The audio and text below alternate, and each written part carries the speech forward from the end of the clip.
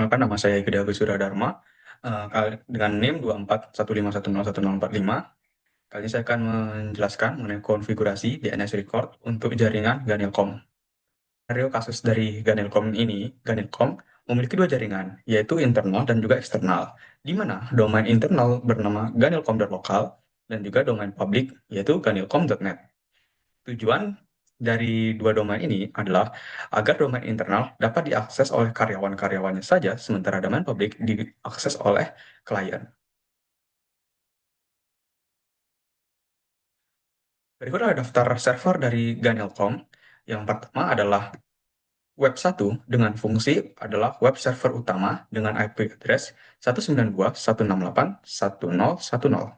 Kemudian adalah mail, yaitu email server dengan IP address yaitu 192.168.1020.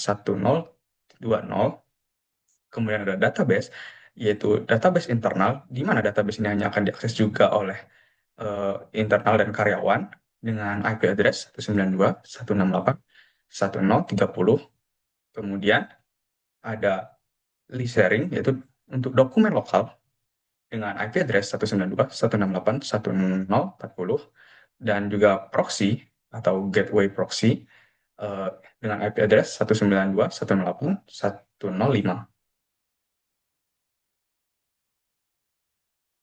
Nah, kali ini saya akan menjelaskan konsep dasar dan juga record-record yang akan digunakan. Kita pertama mulai dengan DNS. DNS merupakan pengibaratannya itu adalah buku telepon internet, di mana buku ini akan menyimpan nama-nama domain dan juga alamat IP, eh, atau menerjemahkan DNS apa alamat IP tersebut supaya dapat dibaca oleh komputer, di mana komputer itu hanya bisa membaca alamat IP dan tidak bisa membaca dari nama web tersebut. Kemudian untuk record yang akan digunakan ada record yang berfungsi untuk dari domain ke IP4. Kemudian ada MX record yaitu untuk email server, dan juga cinema record yaitu untuk alias atau nama lain dari domain. Nah, di sini ada konfigurasi DNS internal yaitu ganilcom.local.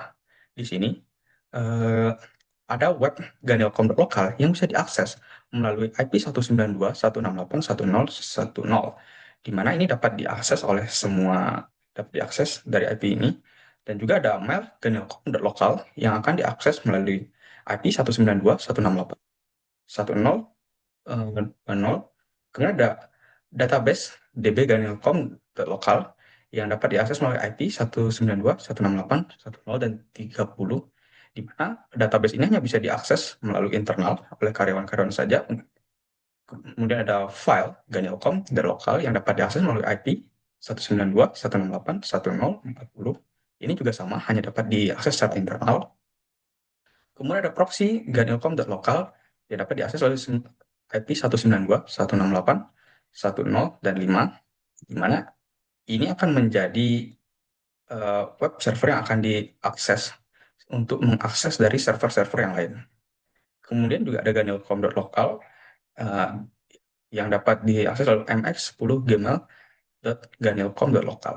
Ini adalah salah satu email internal di mana tingkat prioritasnya sesuai dengan angka ini. Jadi semakin kecil akan semakin diprioritaskan.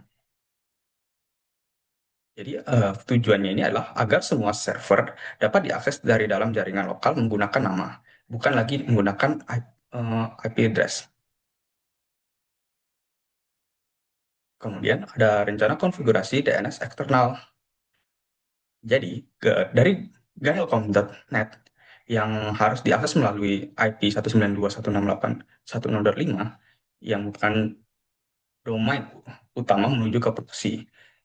Jadi dari sisi klien, klien dapat mencarinya hanya melalui www.ganilcom.net yang akan langsung menuju ke si, dan lalu akan diteruskan menuju ke web dari Ganilcom tersebut. Begitu juga dengan untuk email, email Ganilcom itu juga akan melalui via proxy. Jadi ketika kita ingin mengaksesnya, kita cukup mengetikkan mxmail.ganilcom.net yang akan langsung melalui proxy. Hal ini bertujuan untuk menjaga keamanan serta dari sisi klien dapat langsung mengakses web tersebut tanpa harus mengetahui IP address dan menghafal IP address tersebut.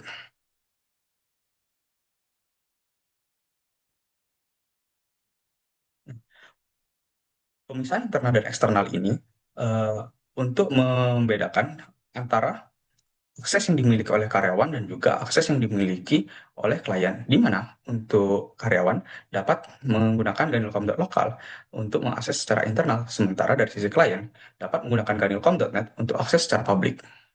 Hal ini juga akan berdampak kepada aspek keamanan, di mana server vital seperti database dan file tidak akan dipublikasikan dan tidak dapat diakses secara bebas dari internet, sehingga hanya dari sisi karyawan saja yang dapat mengaksesnya. Peran dari proxy gateway, semua tarif publik menuju IP ke 192.168.1.0.5 akan lalu diteruskan ke server internal seperti web. Jadi, semua akan menjadi lebih aman. Kesimpulannya, Ganilcom menggunakan dua domain utama yaitu ganilcom.local untuk jaringan internal dan ganilcom.net untuk akses publik. Seluruh lalu lintas data diatur melalui proxy server yang berfungsi sebagai penghubung antara pengguna eksternal dan server internal. Dengan pembagian ini, sistem menjadi lebih aman dan efisien karena layanan internal tetap terlindungi dari akses luar, sementara pengguna publik tetap dapat mengakses layanan yang diperlukan dengan lancar. Sekian presentasi dari saya. Saya akhiri. Terima kasih.